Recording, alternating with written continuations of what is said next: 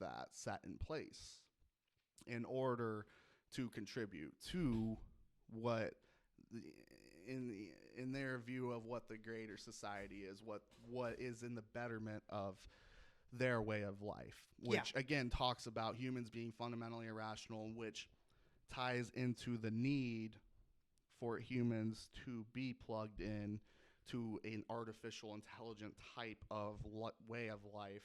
Yeah.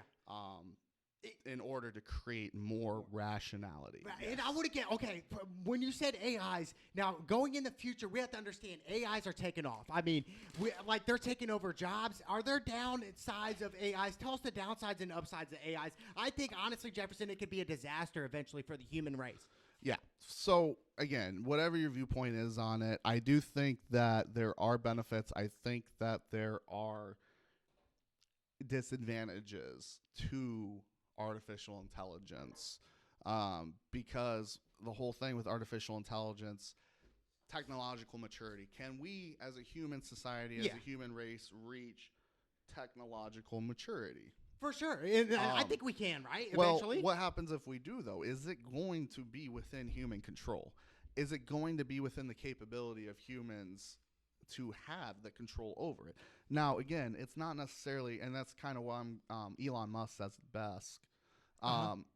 Their AI doesn't have the potential of being bad, but humans won't have control over it. Now, so again, without human control, that's where problems could occur. Yeah, for instance, AIs could, when they become, if they can become self-control and have their own conscience, is that a bad or good thing, Jefferson?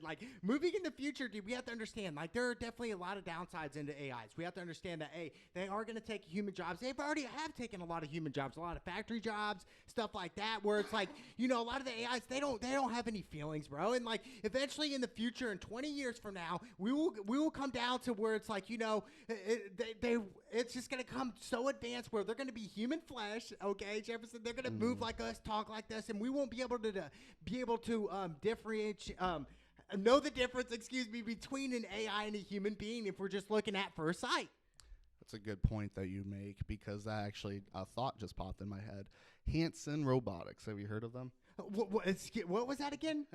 Hanson Robotics. No, I don't think so. So, okay, Hanson Robotics, and definitely your viewers can look this up. They have formulated basically one of the first humanoid robots, essentially. So, and basically this robot is the first artificially intelligent robot to be permitted to be a citizen in the Kingdom of Saudi Arabia. No way! Her name is Sophia. Shut up! Dude, look it up. I promise you. And it's kind of like a human flesh in a way. It looks like a human. It looks like a human, yeah. But you can definitely tell it's sketchy. But so there's also another robot that's a male version. And Hanson Robotics put on some kind of debate where they actually had robots debating the fate and future of humanity. This is on YouTube, by the way. Yeah. You just got to dig and research it. Yeah. But this is on YouTube. Yeah. And it's crazy because they really have these robots on stage. The dude, the human, I think is a human. He introduces them and stuff. And he's like, yeah, okay, we got these two robots that are going to debate the future of humanity. And they do. Oh my cool. God! I mean, it's crazy, but it's it's wild. Yeah, it's wild for sure. I mean, there are some positives, that can help, people who need help. People who are very injured, stuff like that. But I think long term, it definitely can be a disaster to the human race. I really do believe that, because we have to understand, dude, they are advancing quicker, faster, and stronger than us humans. They can process information quicker than us, bro. Like a laptop, bro. Just quick, like a snap of a finger. So it's one of the things where it's bro, dude, is this really good for human beings, bro? Straight up. Have you heard of Neuralink? Neuralink? No, I haven't. No. So Neuralink is actually through Elon Musk's company, Neuralink, and it might be on the market, but I'm not 100% sure. It probably is going to be on the market soon if it's not already. Yeah. Hope maybe somebody in the comments can correct me, but Neuralink is basically this device. It's a chip. It's a chip that's implanted in your brain. Yeah. What it does, it basically increases the bandwidth of information that your brain's able to take in. Yeah. Holy, so wait, they're going to plug this into the human brains? Well, you have the opportunity and ability to through this chip called Neuralink. Yeah. So you basically can have it be plugged in to your brain. Yeah. And have it increase your bandwidth. Oh and basically, so like when you're reading a book or like you're taking in information, you're supposedly able to take in X amount of percentages more of information than you would have the ability to without the chip. So it will help basically the human beings. Basically, is it kind of like what in essence, in from that explanation, yeah, it's supposed to help the humans. Yeah, that's insane to me. I mean, obviously, we're in 2021 right now in technology, and I want to get back to social media a little bit. And you said we talked about a little bit about depression. Is social media not helping the younger? I'm saying the younger generation. I know me and you are young, Jefferson. I'm talking about the teenagers now. The teenagers today, do they feel like maybe they're like need social media, or do they feel like they're maybe entitled or privileged in a way, Jefferson? I do think that social media has a lot of benefits. I do think it does, like LinkedIn and stuff like that. You can promote businesses. I mean, even Instagram, you can promote businesses. Yeah. TikTok, I guess. But also with that, it comes downsides if they don't have proper family parental figures that can teach them, okay, this isn't what 100% reality is. Yeah, for sure. And that's the problem with the social media aspect is they start comparing. There's a lot of comparison. So it's like, oh, my life is shit, but here's this person on TikTok, Instagram, whatever it is, that is more beautiful than I am, more rich than I am, has more cars than I do, has more girls than I could ever get. Yeah. Now I am thinking that this is what the normal reality is. So you got like some like 10-year-old, 9-year-old, whatever, that's looking at this. Again, you already have societal standards of what humans, women, men should look like based upon what our standards set. For sure. Yeah. So they see this on social media. They're like, man, I don't look like that. I'm not cool like that. Or this is what cool is. Right. And yeah. Now, because this isn't for me, or this isn't going for me, now I'm shit. Now I have a horrible outlook on me. Again, that causes that chain of thinking. Where that chain of thinking is where like, depression kind of sets in. Depression, anxiety, like, okay, am I ever going to find somebody that's going to love me? Am I ever going to find somebody that's going to like be there for me? Am I ever going to like whatever? That all does play, like it causes those chains of thoughts, those chains of reactions in the subjective sense of, talking point. Right. Where they can they'll start to project that into their own subjective sense of what their reality is. Right, for sure. And I was honestly, bro, straight up, I was kind of like guilty a little bit of like, comparing my life to other people. And to me, I think it's one of the worst things. I think it really steals all your guilty freedom. of it. You know what I'm saying? It steals your freedom, steals your peace, stuff like that. But I think, back to social media, what you're saying is like, that's the worst thing you could do is compare your life. I feel like everyone's time's different in their life. You know what I'm saying? No matter what you do, you could be a lawyer, you could be a doctor, you could be a plumber. It doesn't matter. Like, as long as you're happy, stuff like that, never compare. Everybody has struggle. Everybody has struggle on some level, and everybody deals with it and copes with it in unique ways. So you see, again, you get going back to the social media talk, you see people on Instagram, TikTok, they're like, oh man, these people are happy. Obviously, those people that seem like they're the happiest people are probably some of the most depressed people out there. Yeah, and why is that? Just deep down, they kind of have like demons deep down inside. It's that comparing factor. They're comparing their subjective sense of reality to this form of reality. That not everybody's always looking good. Not everybody's always happy. Not everybody's always feeling okay. Right, and that's okay though.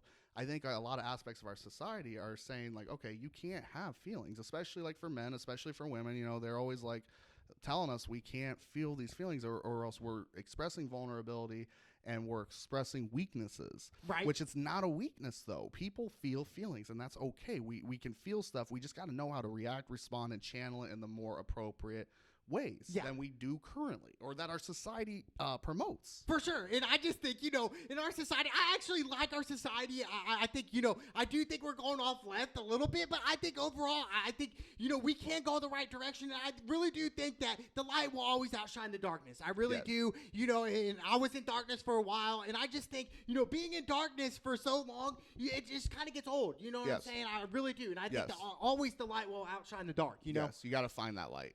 100%. Jefferson, I want to get into, let's get it back into the government, stuff like that. I want to get it back into people who work minimum wage jobs. Is minimum wage jobs the way to go? Is, minimum wage in California is $15 an hour, but in retrospect, how much is rent out there? It's really expensive. Is $15 an hour the way to go, or are people still living in poverty and not really prospering?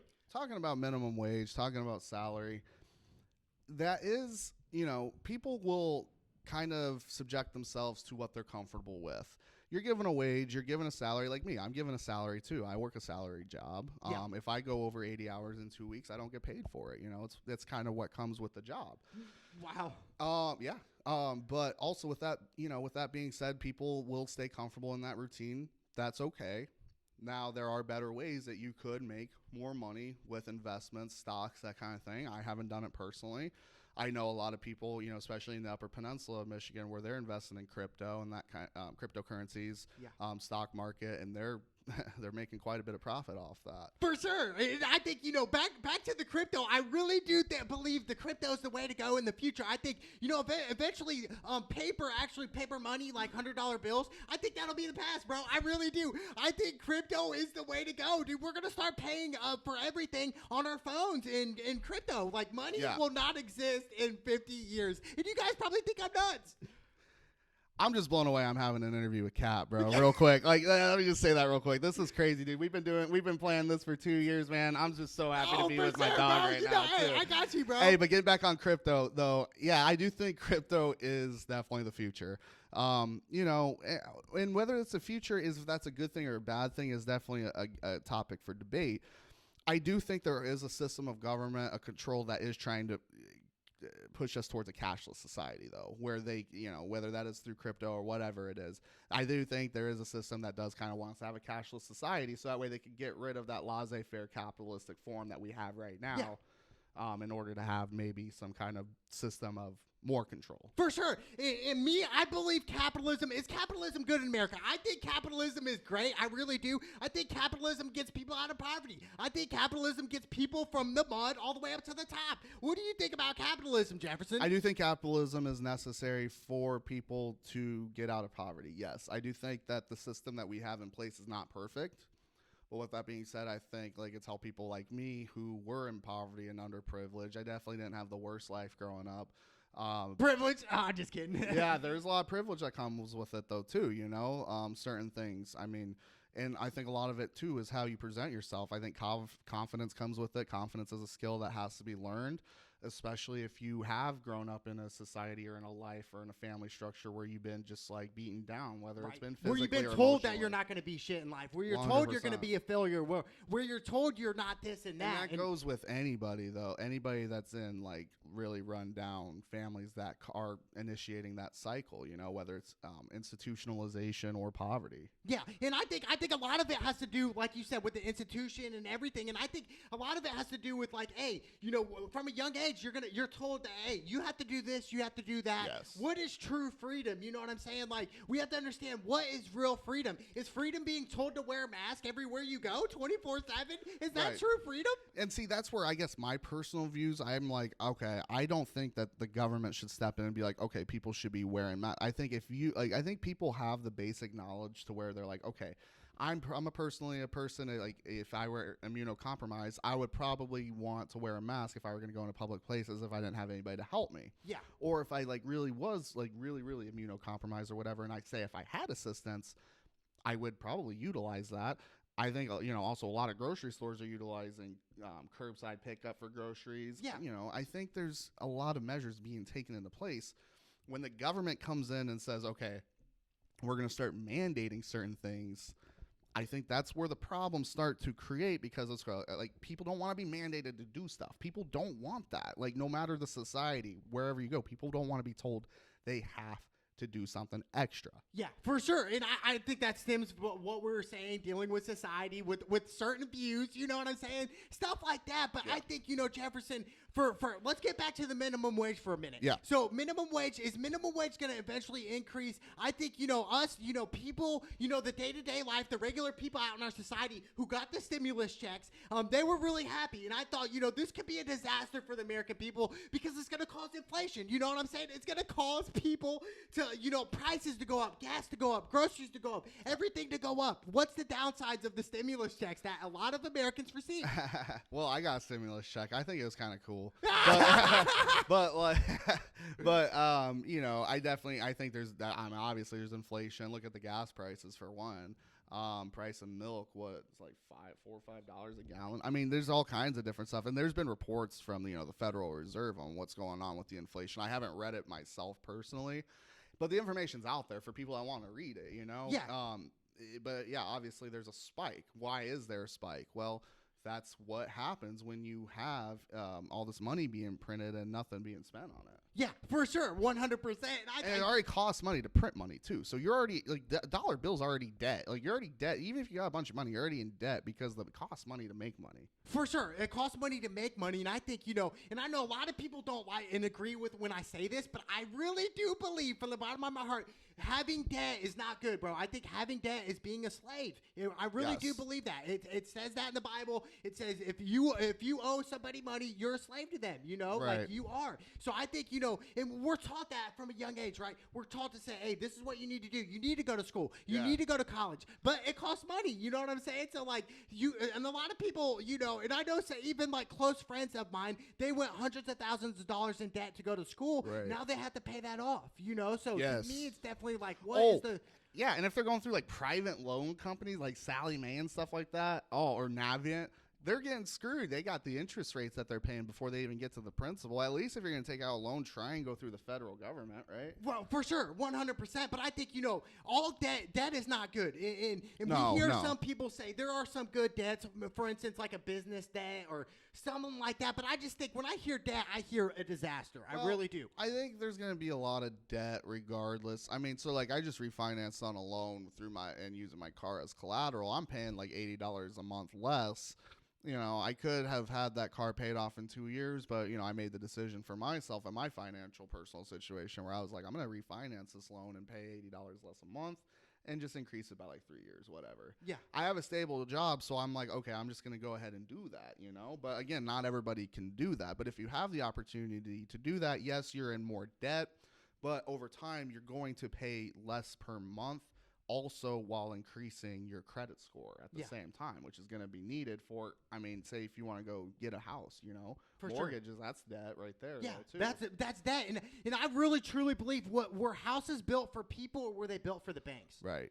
Well, and that's a great question because you got stuff like eminent domain where the government can be like, okay, we're going to come and take your property for the betterment of this society in some way. So the government can be like, okay, we got to like build this highway or whatever. That would increase like stable traffic flow. Yeah. If they can come up with reasons like that and say like your property's on that kind of line or whatever, or on that thing that could cause that problem, government can say, okay, no, we're doing this. We're going to buy it out. Well, 100%. I do believe the banks homes were built for the banks. I really do, because most people in our society today, they have a mortgage, right? Therefore, that is debt. Therefore, that is not good, dude. Right. Like, it's not good. So were homes for humans or were they for the banks, Jefferson? Well, should we all just succumb to just paying rent in one location if we don't have the obligations to do so? I mean, that's a good question. Because I've had people that be like, okay, why can't we just, like, if you have, say, like, you got, like, a lot of money saved up, or, like, you're retired or whatever and you're healthy, you could just, like, have, like, a mobile home, and, like, travel and live in your mobile home. And go see a bunch of states. Right. And some people do that, Some people do that, to each his own, But back to, and I'd like to cover this back to, I know it's a really touchy subject, but back to poverty. Yeah. Like, people living in poverty today, to me, the minimum wage obviously is under the poverty line, right? Yeah. We have to understand a lot of people living in poverty are really in debt, and they have kids too. So, like, it's definitely, you have to pay for the kids, all that stuff. So it's like, it's one of those two-edged swords, right, Jefferson? Like, there's some people, you know, and we have to understand that. There's some people today that are living that, hey, they're going to work their whole life and really not really get ahead financially. And that's just how it goes sometimes. I think there's always going to be classes, societies, people where they are not going to advance. And again, I guess with the transhumanism, is that going to be, are those people needed? What do you mean by that? Are they going to be, if they're not contributing to society, what good are they, right? Who? I don't know. I guess if I'm a form of control, or if I'm like controlling like a population, I would say, well, if these people are like not contributing, well, what should we do then about that, I guess, is the question. What steps do we take? Right. What forms of controlling that aspect can we take in a legal way that's also putting it in front of their face, and we're not the bad guys at the end of the day? Yeah. Wow. So okay. You. I know we're kind of going off the grid a little bit. I want to go to aliens and stuff. I don't know how deep you want to go, Kat. No, I want to go super deep. I want to go deeper than the ocean. So to me, I've seen UFOs before. Actually, one UFO. This was back in 2008. To me, are in some speculation, some people think UFOs are controlling the government, or maybe advanced humans. What do you think the UFOs are? Dude, talking about UFOs, I saw a UFO the other night. For real. I really did. So, like, I was in the UP, and actually my buddy that lives in Muncie was talking about that he saw a UFO in Muncie. Yeah. And he said something about, like, the most UFO, like, call-ins are from that grid of like where the UP of Michigan is to Indiana. Yeah. So like I saw one in the UP. Me and my buddy saw one. I saw a saucer. My buddy said it was just light. He didn't see a saucer, but I saw a saucer. It was in Marquette, Michigan. This shit was crazy. Now, did it move quickly? Because when I saw it, it moved like it was insanely fast. It was light year speed fast. It was crazy. Like it was in the air, and then it like went zoomed off, dude. Yeah. So he didn't see it. My buddy didn't see it zoom off. I was like, oh, I saw that zoom off. He was like, where'd it go? I'm like, I swear to God, it went off. It shot off. Yeah. Crazy. And you know, the Pentagon even confirmed that the UFO sightings were real. Yeah. So again, UFO, what is that? Is that alien, or is it just some kind of unidentified flying object? Because that's all UFO stands for, is unidentified flying object, right? Holy cow! So, I mean, it can't be like, it could be alien, but it could be what? Just something that we don't know, or governmental technology that maybe they're just putting in the air real quick that we're just not, you know, we're conditioned to say is normal. Right, exactly. And I think that's crazy, dude. I really do. I ultimately, I do think aliens are real. I don't know if it's like the aliens that we see, you know what I'm saying, in the media, but I want to get back to the media and social media. The media today, they're feeding us a lot of negativity. Yeah. When are we going to see the positive side of the negative, or the positive side of social media? When are we going to see the light? Because the light will always outshine the darkness. Yeah.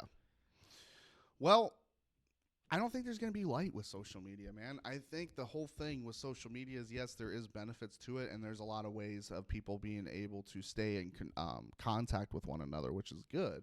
Yeah. But there's a monopoly, you know? Like, you got Mark Zuckerberg, Jack Dorsey, people like that are, you know, controlling basically a lot of stuff that is put on there informational-wise.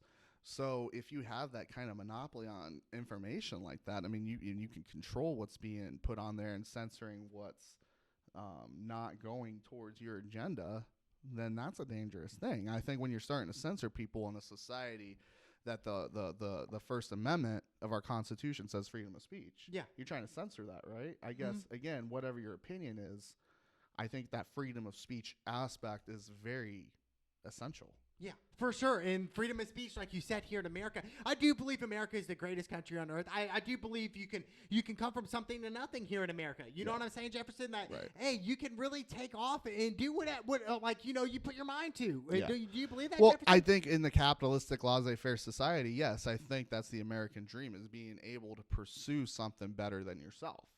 But when you have people that don't want that have that control, it's going to make it very hard to achieve that American dream. Yeah. But what's the American?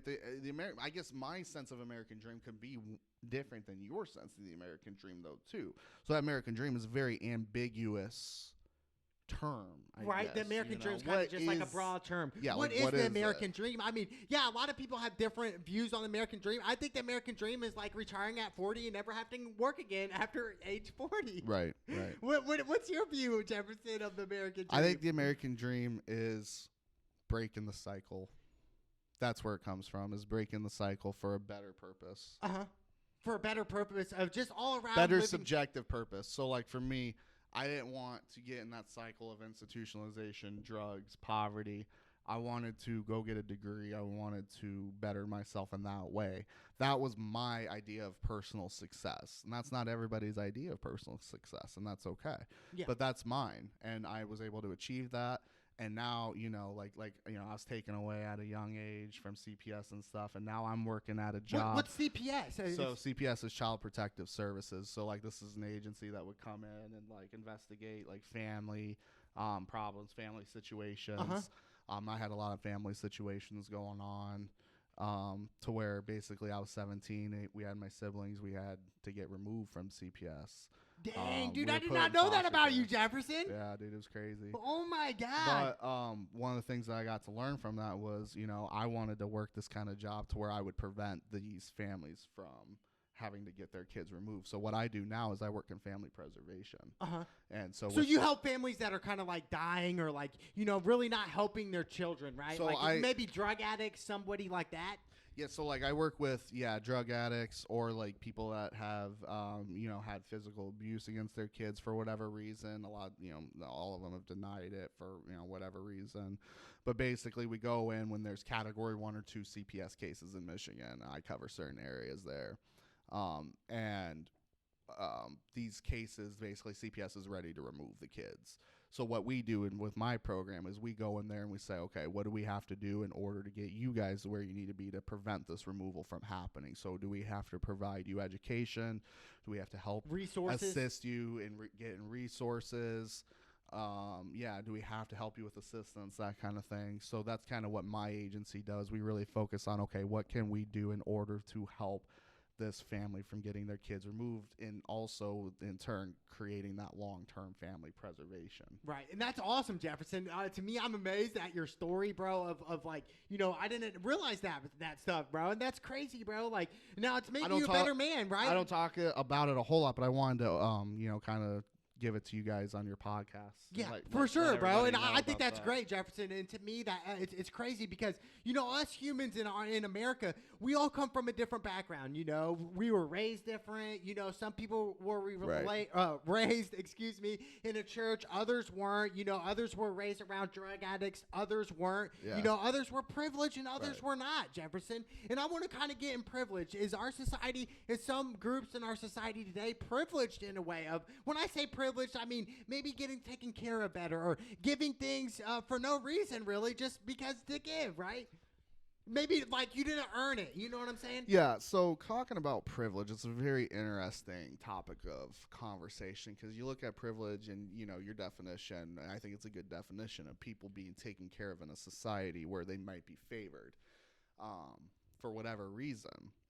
I do think on a global, talking about the topic of conversation from a global perspective, yes, I do think there is a sense of privilege based upon that society's demographic. So if you got a society's demographic that is predominantly whatever type of culture, you got outsiders that come in, they're looked at goofy, and they might be shunned, they might be targeted, they might be tortured, they might be killed in some cases. Which is crazy, bro. And to me here in America, it's it's a privilege, bro, because it's we can come from nothing to something, and we can really achieve that. You know what I'm saying? Oh, yeah. And I think we could be privileged in a way, and to where it's dude, how can we do these things? How can people be favored in certain situations where they're doing something bad, but yet they're still favored? How's that possible, Jefferson? I think even if you're in societies like that, it could be a potential that you could overcome that.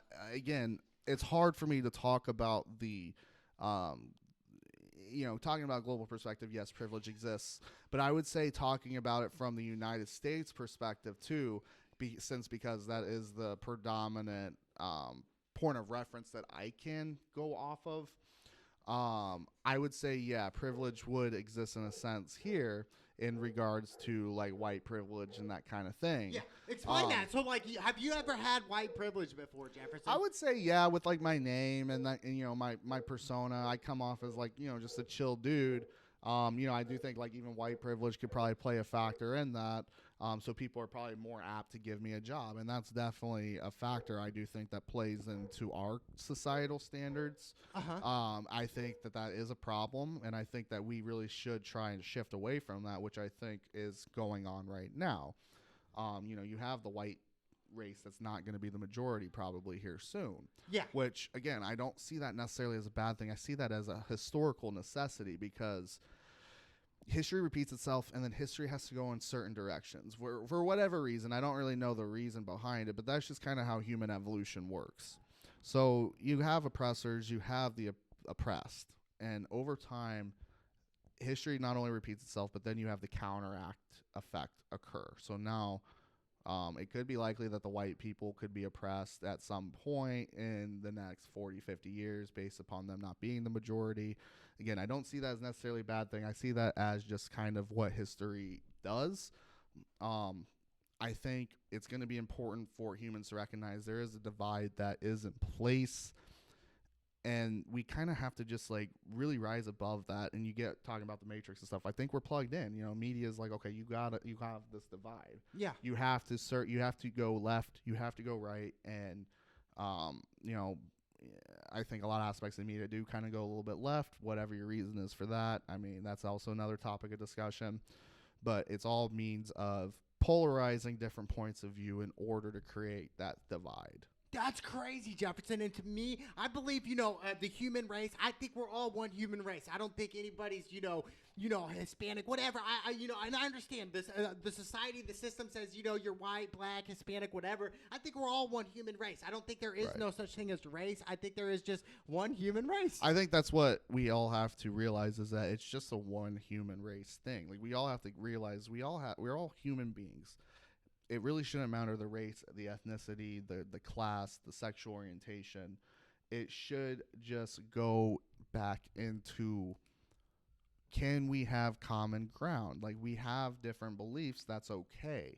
Can we have common ground? Like, can we go out and have a beer together at the end of the day, even though we have different beliefs? Like me and you, 100%. We don't agree on every single thing, and that's 100% fine. If we agreed on everything, it'd be a boring podcast. Yeah, for sure. Yeah, 100%. But we can respectfully disagree, and that's where I think that's what people need to realize is, like, you can have different points of view, and if you're just trying to reach a common goal, a common good, why hate the other person for trying to reach that common good in just a different way? Yeah, going about it a different way. You know, and I also think people are judged just by what they look like. You know what I'm saying? And I've been judged. Sure. I've been judged before in my life just because, you know, I look maybe like a hippie, or like, you know, people will say, oh, he smokes dope all the time, you know, blah blah blah. It's just a stereotypical type, and that's just what it is here in our society. Like, people will stereotype, people will judge no matter what, dude. Yeah. And I think that's messed up. But I kind of want to switch it up, Jefferson. I want to get into drugs here in America, which is really bad, right? Yeah. To me, Jefferson, now we have to understand now certain states like Colorado, you could do mushrooms and stuff like that. So what's your view on that, Jefferson? What's your view on that and stuff? I've never done shrooms personally. I definitely want to try them eventually. Tell us a little bit about that. I don't think there's a problem in trying to expand your mind, as long as you're getting your responsibilities taken care of, and, like, say if you got kids, like, they're being taken care of by a sober caregiver that's appropriate, and you're good for the night, you can expand your mind in healthy ways. If it comes from the ground, it's usually not necessarily a bad thing. So shrooms, weed, that kind of thing, and they're not necessary. It's about how you use it. You don't want to let the drugs use you. You want to use the drugs. You know, I found there's a lot of different things that you can do to expand your mind. That's not a bad thing. And our society promotes the alteration of consciousness. Now, it doesn't have to be, the consciousness alteration process doesn't have to be a negative, unhealthy thing. Our society does definitely promote unhealthy ones like alcohol, nicotine, which I definitely vape and stuff like that. I'm guilty of it too. But, you know, there's the stuff that is outlawed, some of it bad, some of it may have potential benefits for human growth. which would eliminate pharmaceutical drugs, which would be a big profit loss for pharmaceutical industries that have a big influence on stuff like the media and that kind of thing. Yeah, for sure, 100%. And I believe, eventually moving on in our society, I do believe here in America that marijuana will be legalized in every state. And I think that's really great because it's going to help businesses. I think it's going to help taxpayers. I really think it's just going to help benefit everything all around. I agree. And living in Michigan, I lived there since 2018. I was able to help vote for recreational marijuana use, which was awesome. Okay. Yep, we got to vote for that, and it's been passed. It was authorized for medical use, but since that bill was passed, it's authorized for recreational. So you got dispensaries that can serve 21 and up people, THC, CBD products. All over Michigan, and I don't see that as a bad thing. I think it's really been a positive thing for the state. I mean, the taxes that the state collects on it, crazy amount. I mean, that excise tax is like something like 7 to 10%.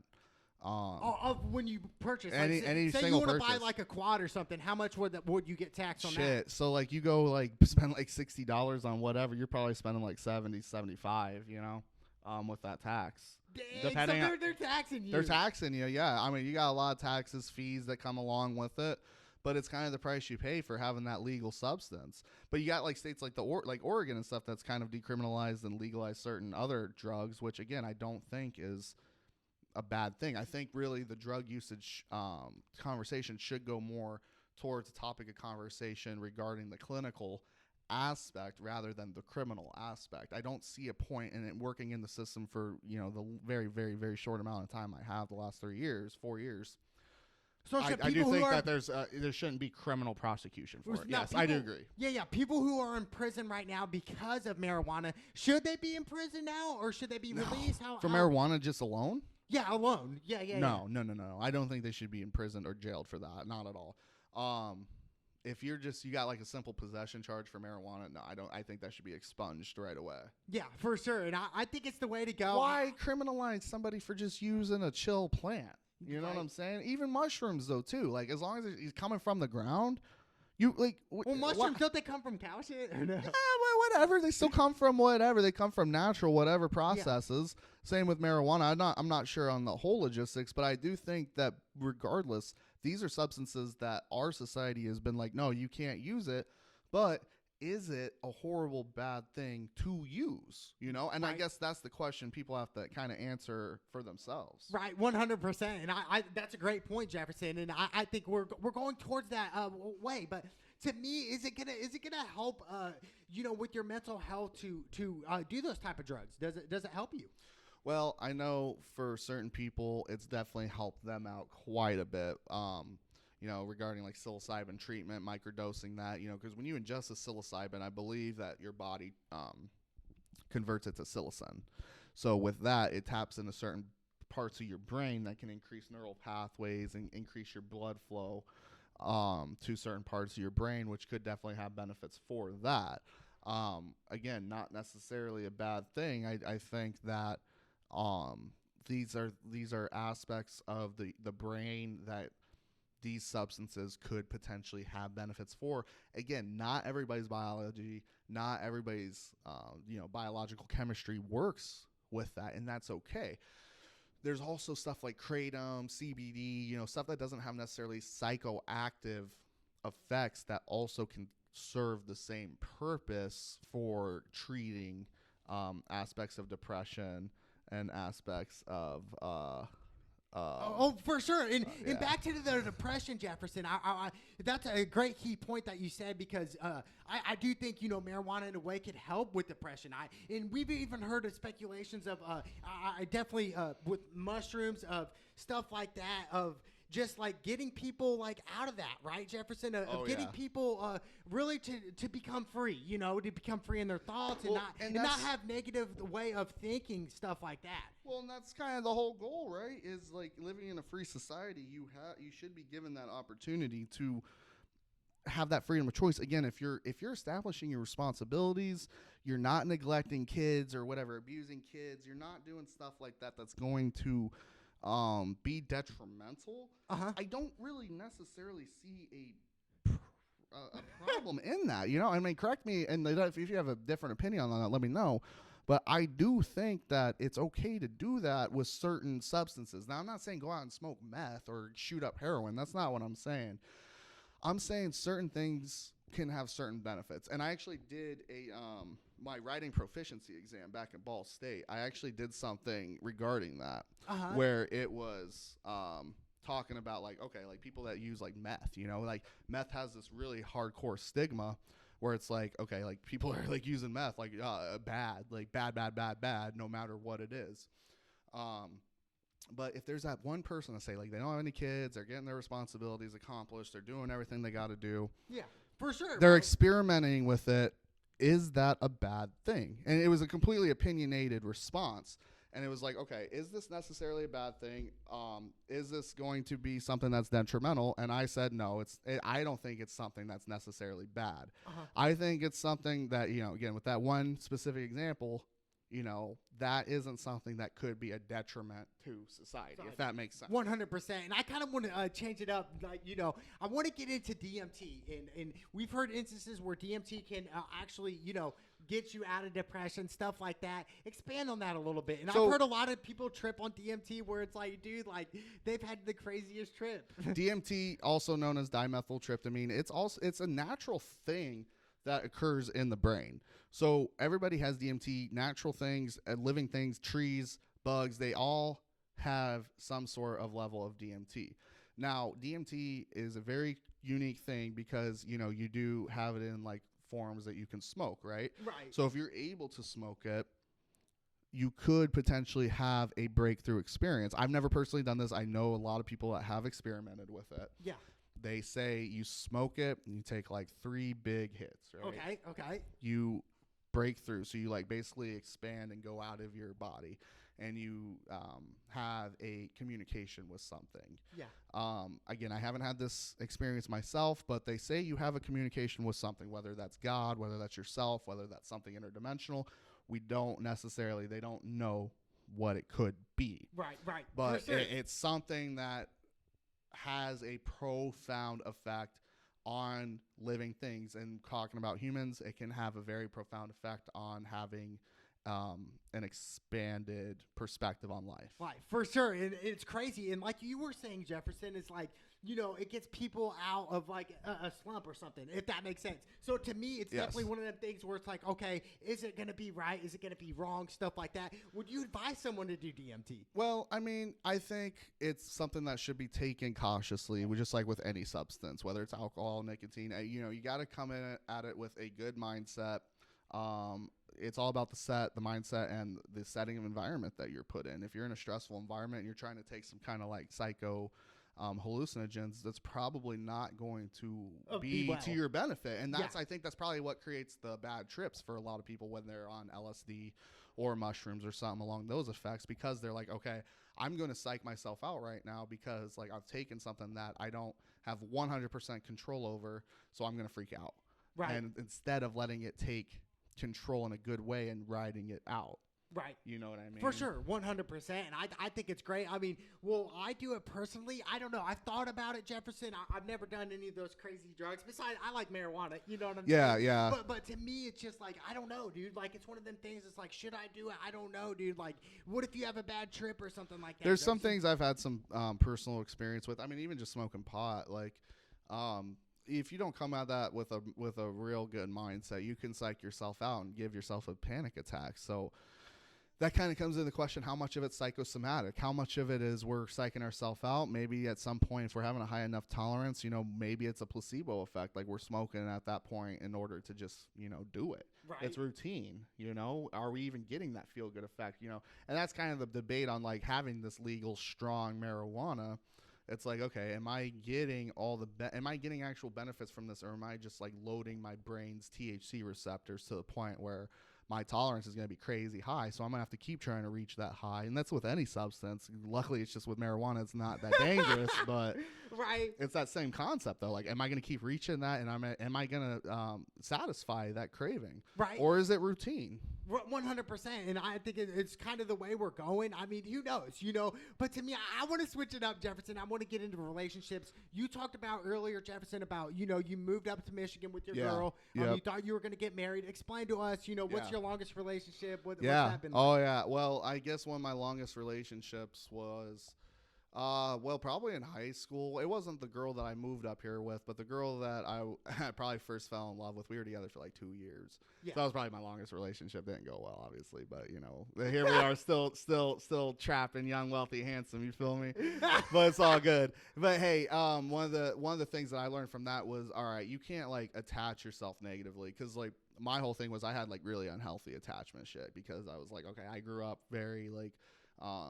Beaten down emotionally. So I was like, okay, my self-esteem's low. Yeah. So I got basically you were kind of like told that you weren't going to be anything or something. Oh, like yeah. Well, yeah, because my family always like needed help from like the church or whatever. They needed like, food baskets, whatever. I'm not hating or judging. It's just kind of is what it is. But I always kind of got that look like, oh, like here comes this kid. And, even as growing up, like I had like family members that favored other kids or whatever over me. Yeah. So like you grow up with that, and it's like, oh man, like, your own family, certain people in your own family don't even want you. Why would anybody else want you? Yeah. Type shit. But for me, Jefferson, it's amazing. You said you used to have low self-esteem, but now, you're a lot different. You have high self-esteem. You have confidence, which is great, bro. But that stems from what I was saying earlier. Everybody's raised in a different family, bro. Everyone's raised differently. And I think, really just shows you who you are as you grow up, and I've seen you grow, Jefferson. I've seen you that. Come where you are now. It's been a struggle, man. It's been a fucking journey. Let me tell you what. I mean, it's been hard,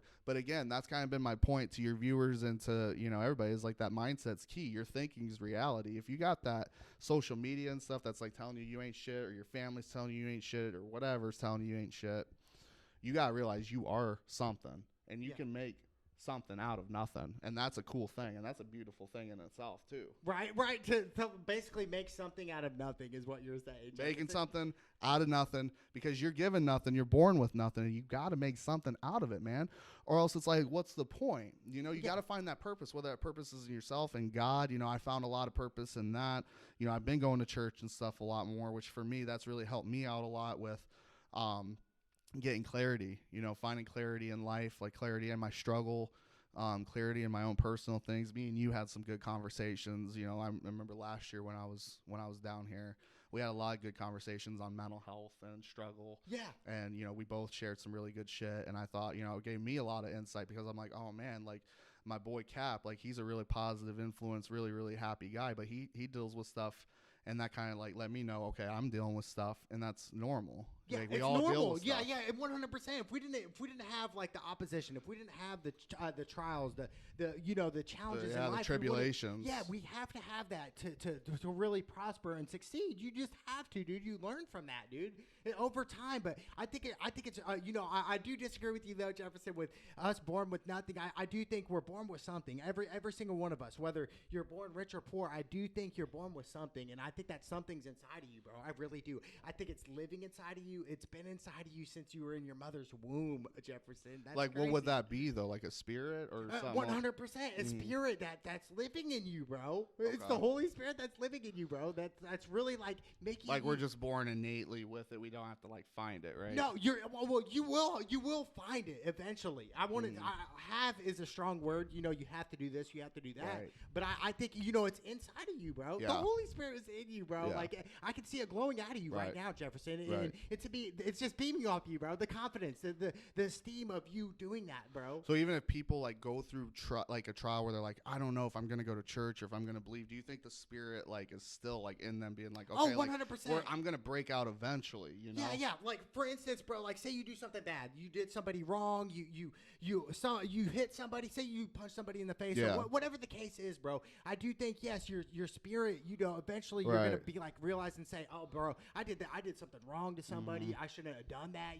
I think you will have empathy eventually. Yeah. Even sociopaths have a little sympathy, bro. I really do. Yeah, because like I guess in my experience too, I've met some people that I feel like don't have like any sense of like conscience. Like they're like, I can like do something like mean to people, and be like cool with that. Yeah, and not feel anything. Do they still have the spirit? I guess in my view, I'm like, maybe they don't, you know, and maybe they do, but I'm like, I feel like if the spirit was in like those people wouldn't exist though. Yeah. But like, why do they exist? Is it to show us that like that's something that we should strive like not to be like? No, I think like you said, like say I did somebody wrong to someone, and I feel it. Okay, I think at that point, I think that the dark side, you so to speak, has you at that point, because it's like you do something wrong and you don't feel anything. That's a bad thing, Jefferson. Yeah, it's one of the things where I agree with that. Yeah, like you know, even like killers, murderers, stuff like that. Because people do get crazy though. 100%, bro. But I think I really think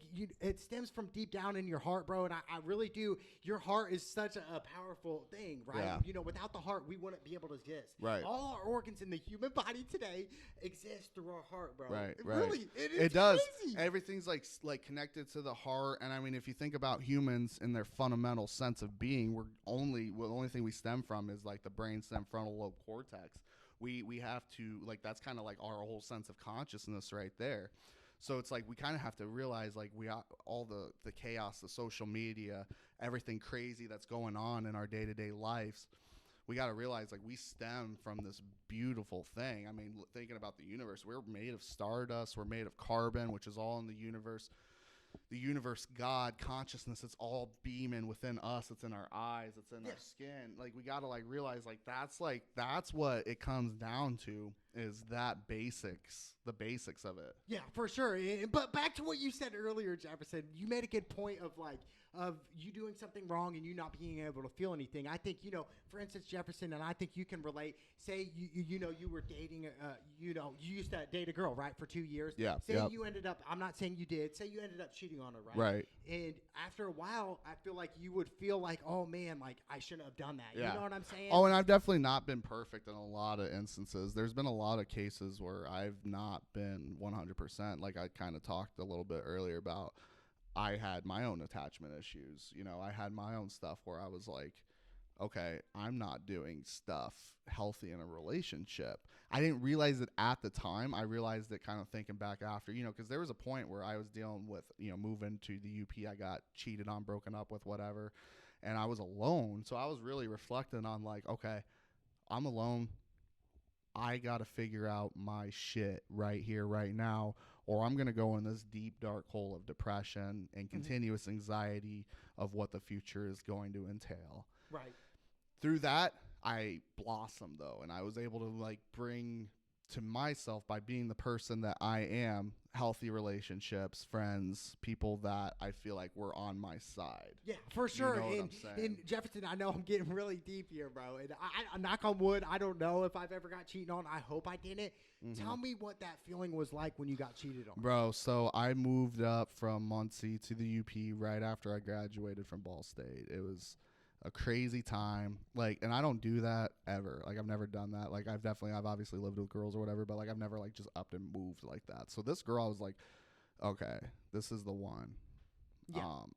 Like you were gonna marry her. Yeah, like I was ready. Like I was ready to give up like all the bad stuff that I might have done like in my life, just to like be like, okay, like I'm gonna settle down and have this family with this girl. And there was like a 2-3 month period where it was like we were living together, it was going good, everything was going good, and then we had some shit go down where we were like fighting a lot. We got kind of stressed out with money and bills. Yeah. And that caused a ripple effect of like, well, now she's getting shitty at me for like little things. I'm getting shitty at her. I'm definitely wasn't perfect either. Yeah. And we kind of realized maybe this wasn't the best thing to do at the time. So being cheated on, does it feel like maybe like that was the bullshit in the face? Yeah, that was the bullshit thing. It's like it was like, dude, you didn't have to go and fucking cheat and break up. Like you could just broke up and like been cool about it. But like, so she went and cheated on me, and it hurt because like she told me about it. I got like really, really shitty. And I was like, oh, fuck, dude. I, like, moved all the way up here for you. What do I do? So, like, I could have moved back down to Indiana. But I was like, you know what? That's easy. Yeah. I want to do something else. I want to try and work this. Luckily, before that happened, like, probably, like, 2 weeks before she actually did. Like, I found all that stuff out. I got a job. Yeah. I got a job up there, my first career. Because I was working at a grocery store, and then I found a career. So I was working that career. And what you were talking about earlier with helping the families. Well, this was before that, though. I was working in social services, and then I went to the family preservation. So I did that job for about 2-3 years, and then I worked in family preservation. But during that time, I was like, okay, I'm just going to work my job. And then luckily I was able to find a place on my own. We're able to figure all that stuff out, and that's now I'm here now, just kind of trapping. And what's crazy? What's crazy though, Jefferson, is I do believe here in America and in the entire world, I do believe everything happens for a reason. I ultimately believe that. So there was a reason she cheated on you, bro. There was a reason for that. Maybe God saw that and said, you know what, God has a better woman for you in the future, Jefferson. You know what I'm saying? Always take the positives out of it. Oh yeah, and there was a point where I was like really, really beaten up. I was really like down and out, depressed. I was going to the bar, drinking a lot, like not praying, not having God. I was like, fuck everything. Like, this is bullshit. Like didn't you go eventually atheist for a little bit? I was very much atheist. I was like, man, God don't exist. Like, this is bullshit. And even before that, I was going through a lot of personal stuff with like family where I was like, man, God don't exist. Because, you know, my whole thing was like, I'm going to pray that my family never gets separated, because I always dealt with family stuff growing up. So I was like, I'm going to pray every day. And then it wound up not working, you know, like my family got separated through all the bullshit that happened with that and the CPS removal and that kind of thing. And so I was like, man, there's no hope. And then I realized later on, like that struggle, you know, God kind of set me up for it in a good way, because now I have a lot of, you know, personal knowledge, you know, you can call it wisdom, whatever, where I'm like, okay, now I can apply the struggles, I can apply the hardships, I can apply the fucking bullshit that I had to deal with in my life into helping people. And, you know, that's something that's given me purpose, is helping those individuals, helping people that are in similar or the same situations that I had to deal with, and be like, look, there's a better way. You don't have to succumb to this. You don't have to be a victim of your circumstance. You can expand and fucking thrive and succeed. For sure, bro. That's what I was. Feel me, bro? 100%, Jefferson. That's what I was telling you earlier, is about, like, kind of like how you said you were raised. You were raised to like you're not gonna be anything, Jefferson. Like, you always raised around. They doubted me, dog. They doubted you, but I feel like a lot of people are raised in that environment where it's like, you know, a lot of arguments, a lot of fighting, you know, just all that in general. So it makes sense, Jefferson, why you have some of those instances. You know, and don't get me wrong, I'm definitely still working on a lot of shit. I'm not perfect. Like, I've improved on a lot of things over the last few years, but I'm still 25, man. I have a lot of growth a lot of learning still left to do. Really, I don't know a whole lot when you think about the whole span of life, of knowledge, of wisdom that you can inherit and you can gain, you know. I think it's just a continuous journey for sure. And you said that great. And the thing is, Jefferson, we're still in our 20s, and what's crazy about it is it's never too late, bro. It's not. Late. And I've always thought, you know, when I was like 18, 19, right out of high school, I always thought, hey, it has to happen overnight, but nothing really happens overnight. Like, success, I mean, it could, but it's really hard to find overnight success. Well, it takes time. Yeah, bro. And you gave me a really good point earlier. You said, before we got on live, we were talking about, you know, college and that kind of thing, and you said you're going back to school and like you were in some classes, and you said you had seen some older people in your class, like, you know, 45. And it's like, and you know, we had talked, and it's like, age don't make a difference. Like, if you want to go back to school, you can go back. Age don't matter. Like, you can, if you want to put your mind to something, you can do it. You're never too old to go back. Yeah. So I thought that was something that was really, for really sure. Cool that you brought up. When I said that, bro, because I told her, and she was like, dude, you're still a young pup and stuff. And I was like, are you serious? Is this real? You know what I'm saying? Stuff like that. But it's really never too late, Jefferson. But I want to kind of get back to what we were talking about originally in the government, Jefferson. Yeah, 100%. In the next 20 years, where are we going to be at? Where's our society going to be at? In America, where are we going to be at? Are we going to have peace and happiness? Are we still going to see the riots? Are we still going to see the shootings every single day? The innocent murders right now, present day. That's happening this second. I think when you have strict mandates, man, you got strict laws in certain states. You know, Michigan, Illinois, those are good examples. California, you're going to have opposition to that. I think there should be more guns in the hands of good people, and whatever that entails, whether it's additional mental health screenings, more background checks, whatever. I do think, personally, I believe in the Constitution. I believe in the amendments. I think, you know, as an American citizen, I think that is a very important way of life for our society, for our culture. For sure. So I think having as many guns in the hands of as many good people is going to be what's going to be contributing to a better society overall. 100%. So, okay, and a lot of people now... You got bad people with guns and shit. They're going to shoot up the people. They're going to keep shooting up people and shooting up schools. Other people would say, you know what, hey, Jefferson, you know, if we ended up, say, they are going to ban guns, that could cause riots. That could cause more violence, right? To say, hey, we're going to take away guns from people. Again, the government mandates. That's kind of been my whole point. Is like when government starts mandating extra stuff that they do not really necessarily need to mandate. Like, don't get me wrong, I do think a level of gun control is needed. But, you know, we already have that on a sense with automatics. There's no state that allows automatic weapons, unless I'm wrong on that. No, I think you're right. I really think you're right. So now they're trying to get rid of the semi-autos. They're trying to get rid of all that stuff. What about that extra 100-round clip, the Chiquita clip? Yeah, the bump stocks and stuff. Yeah. What about that? I mean, that's serious, though. You know, actually, someone recently died from a 100-round clip. So, like, should they ban those, Jefferson, or should they legalize those? Yeah. Or keep them legalized, excuse me. Mm-hmm. Yeah, that's a good point. The bump stocks and the extensions. That's a very, very tricky one because, yeah, at the same time, the people that aren't doing that stuff should have the ability to have that. But at the same time, it's like, yeah, if those get in the hands of the wrong people, it could be detrimental. But look at the war on drugs. Look at the war on stuff like that. How much of a success has that had? We spent, like, 2 or 3 decades, like, trying to fight drugs and gun violence, and it's gotten worse. Yeah. And now, like, we spent how much money, multi-millions of dollars, on trying to prevent, like, legalization of marijuana or trying to basically, like, enforce that. Now we have it legalized in, like, multiple states. Yeah. Like, where's all that money gone? It just went literally down the fucking drain. Millions and millions and millions of taxpayer dollars. Yeah. So, again, is it worth trying to fight wars on stuff that you might not accomplish? Again, war on terror, war on virus, war on guns. This is stuff that's inevitable. This is stuff that happens. Yeah. You need to have regulation. You need to have some form of that of the latter. But again, you need to have a realistical point of view and realize good people don't do these bad things. Good people do not do these bad things, right? Yeah, for sure. It's the bad people that are doing these bad things in government, in society, in freaking your community, in your local community, whatever it is. Now, Jefferson, you said taxpayers. I want to get into the tax. Who should be taxed more? You know, obviously the middle class, I do believe, thinks should be taxed a little less. Now, what about the rich and the poor? Who should be taxed more? And I think a lot of people obviously say, hey, the rich should be taxed more. Who should be taxed more, the rich or the poor? Mm-hmm. Well, that's a good question because taxes, all right, so our whole government, our whole country was founded on the opposition and protest to the British tax, which is kind of a goofy thing if you think about it. Yeah. Now we have all these shit tons of taxes that we were originally fighting against. Right. Do you know what I'm saying? So, but we've implemented it for ourselves.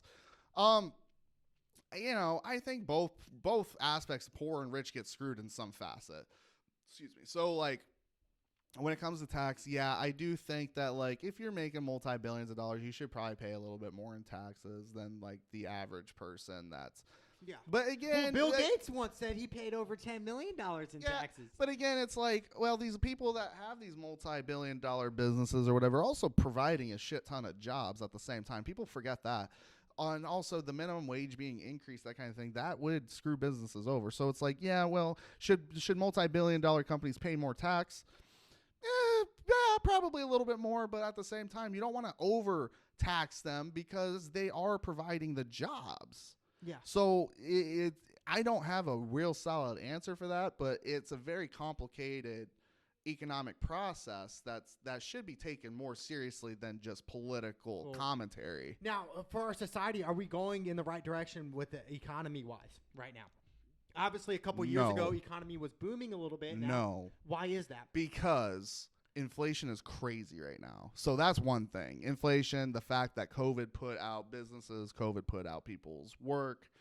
Put out a lot of restaurants. These mandates, right? The mandates. What did these government mandates really help with? So, like, you got a shit ton of people that are out of work, shit ton of people that lost their businesses. I know in Michigan was horribly devastated from the COVID impact. On governors that were just strict and like, hey, we're going to lock down everything for a virus. Again, yeah, they didn't know anything about it. Yeah, and that's a whole fucking topic of conversation there because I think they did know about it. I do think it was planned. I think it was produced, man-made into the virus. Like I've been saying since 2019.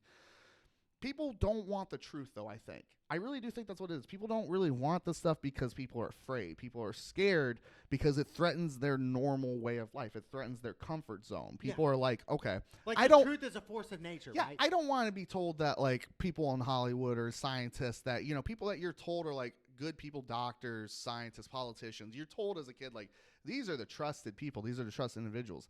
Little do we know, these people are probably planning a whole shit ton of stuff that we do know and don't know, but a lot of it is put in our faces, though, too, at the same time. Yeah, for sure. And that's crazy. And it's like you said, and I think, you know, I know it's kind of everywhere, but, you know, being prescribed certain medications that the doctor will prescribe to you. And for me, I used to be prescribed Adderall and Ritalin at one point. So, you know, for me, it was I couldn't eat well, you know, really bad eating.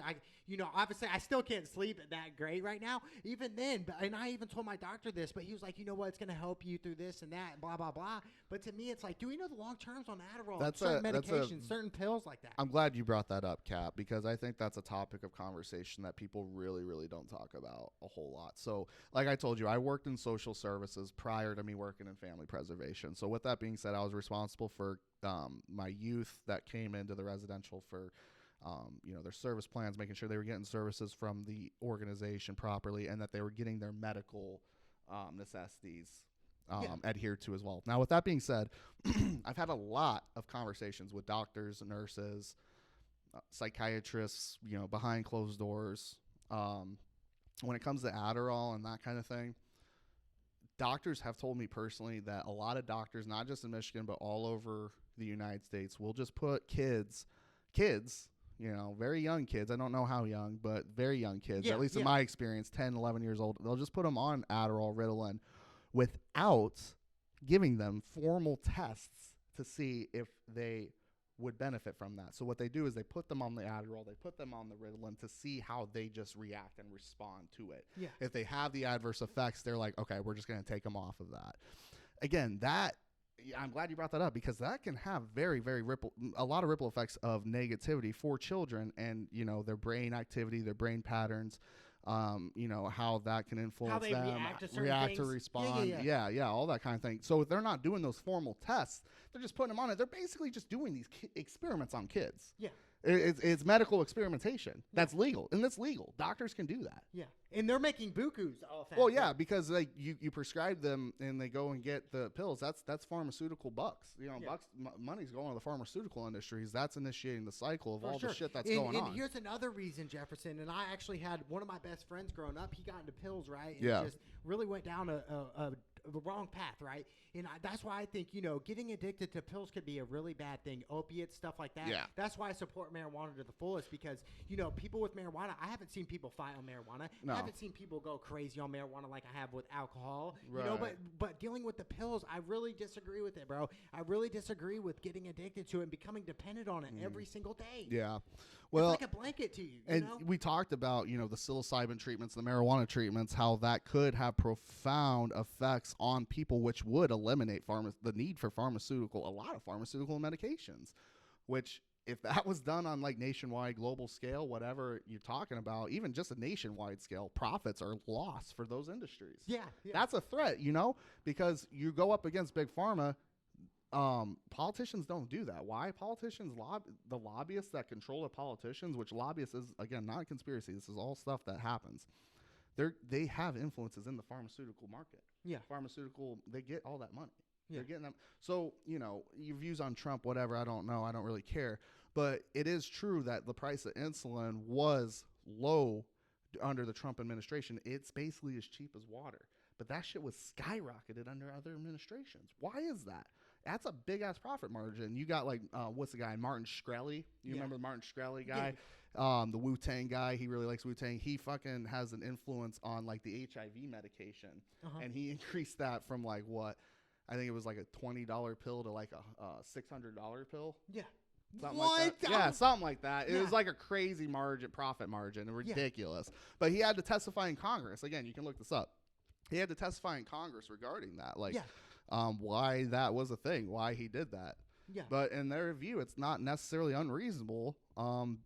Yeah. to Now, do that. Jefferson, for the youth, but now let's say people in their 20s and even in their 30s. Now, if they're still taking Adderall and Ritalin, bro, like say they've been doing it for 10 years, what are the long-term, effects on that? Do we even know that, bro? Do we even know? I do think there could be positives. Again, I think it all depends on the biological chemistry of the individual. I'm not a doctor, so I'm not an expert on that. But again, I think that it could have benefits, but it could have disadvantages, especially if it's being used as an experimental measure, experimental use. If they're not doing formal testing, that's not a good thing. So one of the things that I really do like is something called GeneSight. Have you heard of GeneSight at all? I have not. No. Explain to that. Okay. So GeneSight, what GeneSight basically is, and I know it's in Michigan. I'm sure it's probably other places too, but they basically all it is a simple oral swab, and you give like a kid an oral swab, and then you send it into this lab, and they go based upon their DNA, what medications they are likely to respond well to and what medications they're not likely to respond to based upon their DNA. So it's experiment so a little bit. It's not a 100% guarantee, but what it is, it's a good way of having an idea of what they could respond well or not respond well to. Which, again, not 100%, but it's still better than just being like, okay, here's this pill. Let's see how you react to it. Right. Yeah, for sure. And we're seeing, different type of pills like fentanyl. People literally dying from it, Jefferson. And so there's been it can take out a horse, bro. Oh, yeah. There's been a major import of fentanyls, too, from China and Mexico and that kind of thing, which gets laced with certain drugs, which is crazy because people that are just trying to simply experiment, they could, get killed from that. Like, literally, because it doesn't take a lot of fentanyl to overdose. Like, fucking barely, like, even bigger than your pinky nail. Yeah, which is crazy. So, Jefferson, in the next 10 years here in America, where do you see America as a society by 2030? Where are we going to be at by 2030? If it keeps going this way, dude, honestly, we're probably not going to be first world anymore. I don't think that we are. I think. So what do you mean first world? Like, nobody wants to come to America anymore? Like, first world countries are usually like really thriving countries, very, very economically prosperous. Yeah. If we keep having these problems of like businesses getting shut down, people not working, that kind of thing, I do think that it could be likely that we're not going to be a superpower. We are going to be very dependent on other countries, probably like China. We're already trillions of dollars of debt in with them. They control a lot of aspects of the United States government. They control a lot of aspects of U.S. life. Could be likely China could take us over. I mean, it could happen. I mean, I think these are imminent threats. I mean, also with Russia. Russia has a lot of tensions with us right now. We didn't have as much tensions with Russia the last 3 years or so, but with the Biden administration and everything, there's been a lot of tension with that. Yeah. So I think 10 years, if we don't really improve economically or with our foreign relations, it could be likely we're going to be in war and we're going to lose the war. So, okay, I hope you're wrong, Jefferson, because we don't want to see a war. We do not. But to me, Jefferson, is that where we're going to go to a war? Now, I believe if we do end up having a war, I think it's going to be more of like a technology war where it's like, we're going to drop drones. Yeah. It's not going to be like the old World War II. Yeah. When I say war, I'm not necessarily saying like a physical war. It could be like something like a cyber war or AI or like nukes. I mean, it could be nukes. Yeah. If it got bad enough, they could just say, screw us all. Or war against ourselves, against our own people, right, well, Jefferson? maybe the war is already going on right now. We already have a war for our consciousness as we speak. We don't have full control over our consciousness. Imagine if I took your phone and your laptop away. What would happen? You'd freak out, right? I would too. We are very, very dependent on these devices. We're very dependent on social acceptance. Yeah. Maybe I that's would say my laptop's really important to me because it's like, maybe that's the war, though. The consciousness war. Maybe there's a war on our consciousness as we speak. They don't want us to have full access of our brains. So I referenced the book 1984 by George Orwell, where he talks about in the 50s, by 1984, they're going to have thought police, Big Brother's going to be surveilling us at every level. We've already had reports of that from leaks from the NSA of Edward Snowden, saying that our cell phones spy on us. Yeah. Which I do believe so. I really do, bro, because I had an instance where I was listening to a song, right, and talking about it, in a car, right? And like 20 minutes later, my phone pops up, and it pops up on my laptop and stuff, and I'm like, what the heck? Like that's not normal, bro. Well, and again, it's things that we also allow. You know, they're like, do you want to be tracked? Are you cool with that? We say, yeah, we're gonna ask this app to allow us to track us. We're giving them that permission. We have the phones in our pockets. That GPS surveils us. We're allowing this to happen. So can we be necessarily mad at it if we're allowing it to happen? And again, I'm guilty of this myself, though. I do this every day. I have a phone. You know, I have my technology. I have all that stuff. I have that importance and that care for social acceptance, just like any other human being does. Yeah.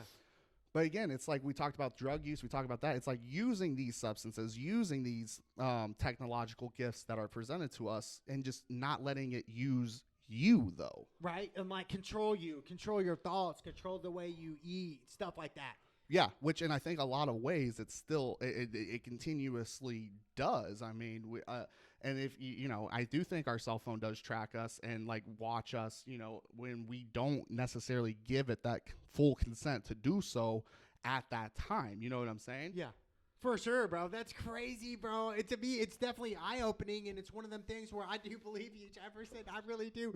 I do believe we could be tracked. I really do believe that, bro, which it can be kind of scary when somebody's watching us, dude, or like if we take a shower, somebody's watching us through our phone and stuff, dude. Like, where's our privacy? And this is stuff that, like, I've heard as a kid that I'm like, like, is this a possibility? And, like, you hear about UFOs and aliens and stuff like that. What if these things do have some kind of influence in our daily lives, you know? And that's where I'm like, maybe this shit's a simulation. Yeah. Maybe like you talk about the simulation hypothesis and stuff like that. Like, okay, like maybe everything that we're set, everything that's set before us, you know, you're born, you gotta go to school, you gotta get a job, you gotta go do whatever, right? Go into college, trades, that kind of thing. It's like set before us. But I think about what's outside of that. Is there something outside of that? Because is that what real life is? Or is that the society that we have been conditioned and normalized into believing is reality? Right. You know what I'm saying? Yeah. Is this reality? And then that gets into the question, what is reality? Yeah, I think reality is real life, right? For instance, reality. Well, what's that then? Okay, for instance, like reality. Okay, say for instance, Jefferson, you got a car, you have these things, right? That's your life, right? Like that's part of you, right? You know what I'm saying? Like you take pride in that. Like you said, I take pride in my laptop or something. For example, you know what I'm saying? That becomes part of me. You know what I'm saying? That's could be your reality, but that is crazy. So is it? Jefferson. But it might be on a subjective level, though. So it's like what your sense of reality is could be different from like a person in like Spain's right, or in a third world country that has no running water, has no shelter. Right? Yeah, you know? It could be completely different. So it's like what's your idea of success, and that could be completely different from somebody else's idea of success. So that's why when I talk, I'm like, yeah, from my subjective sense, you know, from my personal, because I don't want people to assume like, okay, just because I have certain personal beliefs or certain accomplishments, struggles, that kind of thing, that I think that applies to every single person in the world or just in general. You know what I'm saying? For sure, bro. And that's so crazy you say that. Like, what do we define reality? And I think, you know, a lot of it is like we need peace, right? We need that love. You know what I'm saying? And we're kind of It's a sensational topic, though. What do you mean by that? So, like, we're like, yeah, we need peace, we need love, we need harmony. But you look at the whole human history, the whole human construct, everything. When's there ever been true peace? Even in communism, in capitalism, in all the feudalism, when has there been true peace? There's always been ideologies. There's always been people struggling and fighting for that ultimate truth, which people like World War II and like Vietnam, stuff like that. Oh, 100%. There's always that struggle, that polarized oppositional way of thinking where humans are like, okay, we're going to get, and then you have the social the groupthink that plays an aspect, because you got multiple different types of thoughts and realities. You got like the singular, and then you got group reality where people get into a group and they're like, okay, shit, you got like 50 people together. They all have the same goal, the same ideology. They're hyping each other up. You lose individual thought at that point. So you go into groupthink. You got enough people doing that. That's social acceptance. That's what we already strive for. Yeah. So you got already people hyping you up on that. It doesn't matter what the oppositional viewpoint is. You're set. You're set in that way of thinking. So going to fight for that. And imagine people that are like brought up in like theocracies and stuff where it's like religion based government and that kind of thing. Yeah. People are brought up, okay, you have to think and act in this certain way or you are 100% wrong and you could be shunned or killed. And anybody else that doesn't think or act in that certain way needs to be liquidated. Wow, that's crazy, bro. But I think, back to your reality, I think, some reality, could some people's destiny, so to speak, be already written for them? Like, say they're born in a really bad condition, they're around murder, they're around drugs. Is their reality kind of set for them in a way? I do think that this definitely ties into what we talked about regarding the cycles of institutionalization, poverty.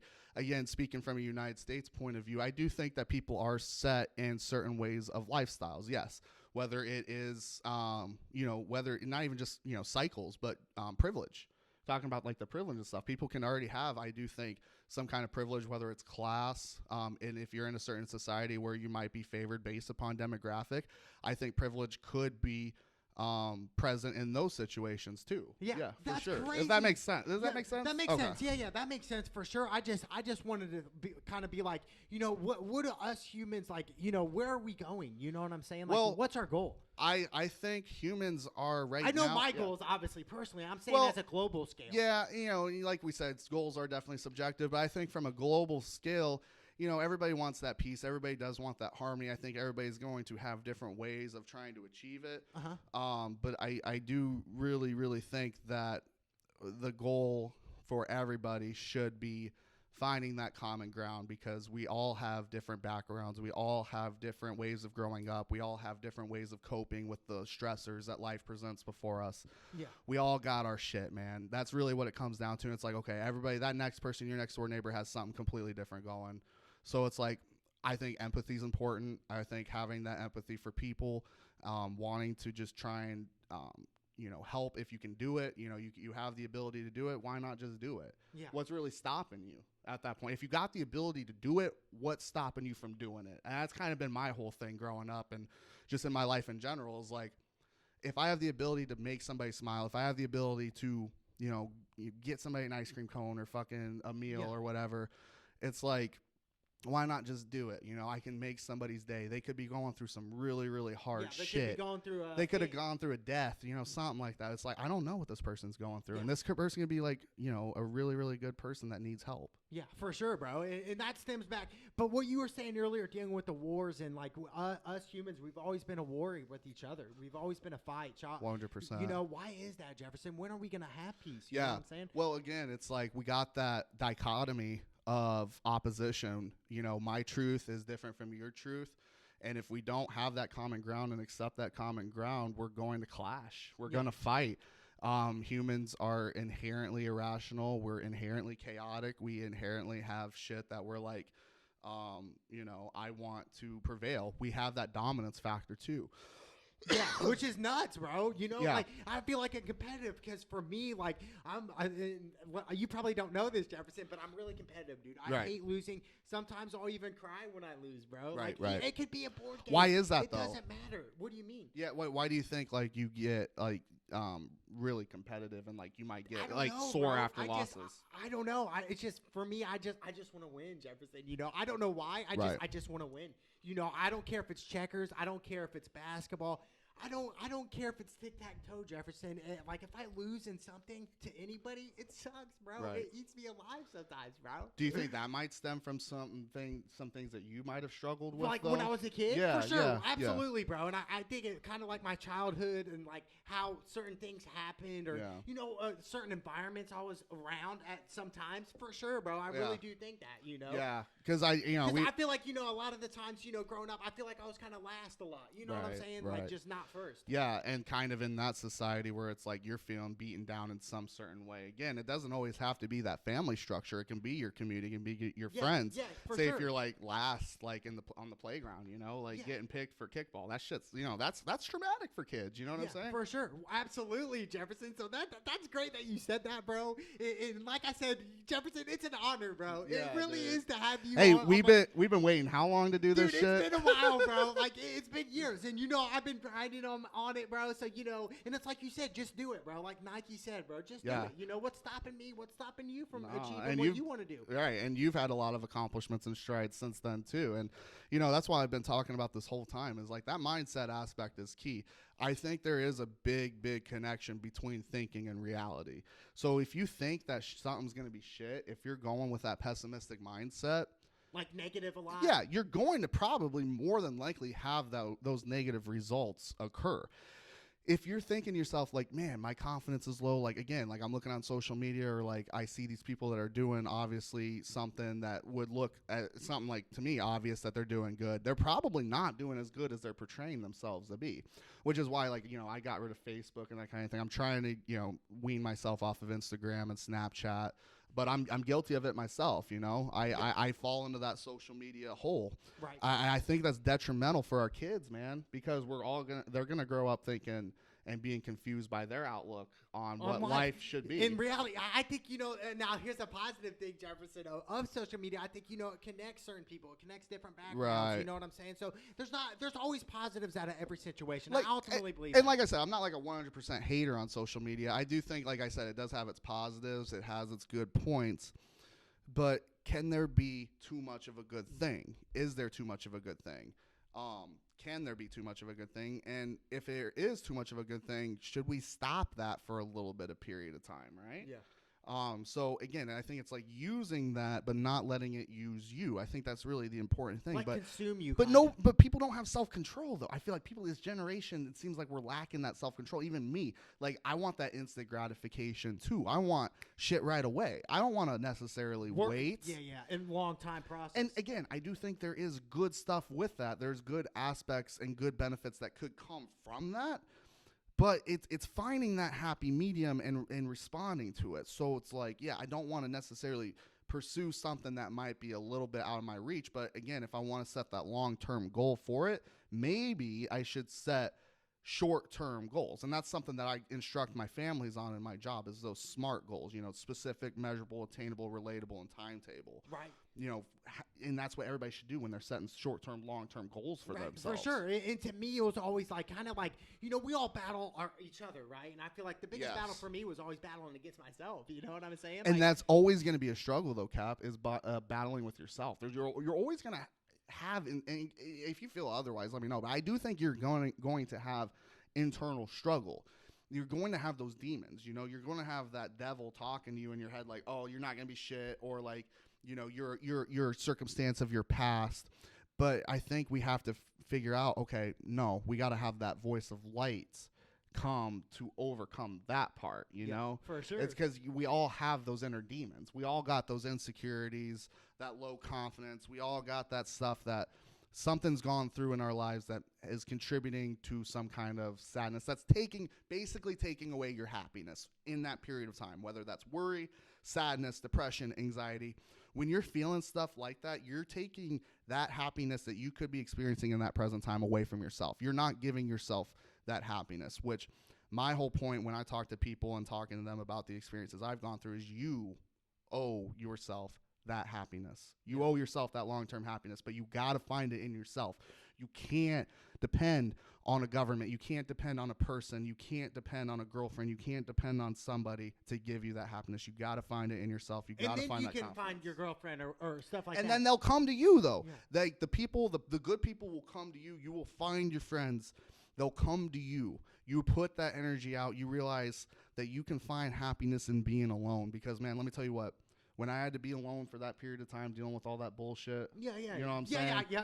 Bro, absolutely. It was so gosh darn depressing. Yeah. But I found a but it made crap you a better man ton today. of happiness from that. Look at yourself and today. Financial prosperity too, dog. You know what I'm saying? 100%. Now I'm fucking trapping, dude, with my good ass job. I got a decent car, you know what I'm saying? House near Lake Michigan. Yeah. You know what I mean? Yeah, It's like everything. Like, look, look, looking back from your childhood to now, bro, it's definitely, dude, you prospered a lot, bro. You know what I'm saying? So, you know, you have to be happy, right? Jefferson, you got to feel good, man. You really do. Like, you can't. And I feel like for me personally, Jefferson, I feel like I'm more of a confident person. Right. And I you know, when I said like, you know, things like, I'm battling myself, I would say, you know, a lot of things that I battled in the past, for instance, like bringing up my bad situations from the past or lust, you know, looking at women lustfully, you know what I'm saying? And that's kind of like social media it's just like an outlet now. It's like, oh, lust is everywhere. I think over-sexualization is a big problem in our culture. Yeah, and I was part of that, bro. I was always lustful. Well, don't you think like with TikTok and stuff, like, you know, we got people that are like really making these like sexual like songs and stuff like that. They're making it like innocent for kids. You know? Which is like, bad. If you ever like look at like some of these dances that some of these TikTokers do, and like you actually look up the full song and listen to the full song, dude, they're talking about some nasty stuff that like if I had a daughter that was like 7, 8 years old, listening to that, I would be disgusted. I can't think of songs right off the top of my head, but there's just like some songs that are just so raunchy, bro. And it's like, that's not what sex should be about. Right. Like, sex, I feel like sex is intimate between a man and a woman, and they become one.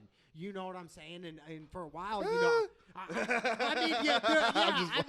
I mean, obviously everyone's not going to agree with that of what I said, but I truly believe, you know, sex is for a man and a woman. And again, and they become one, and it's like really passionate, right? But I feel like nowadays our society, we've abused that, bro. Like we've abused that. We have so many outlets, like you said, with TikTok. Like there's porn out there, the easy access. Like, and let's not mind this.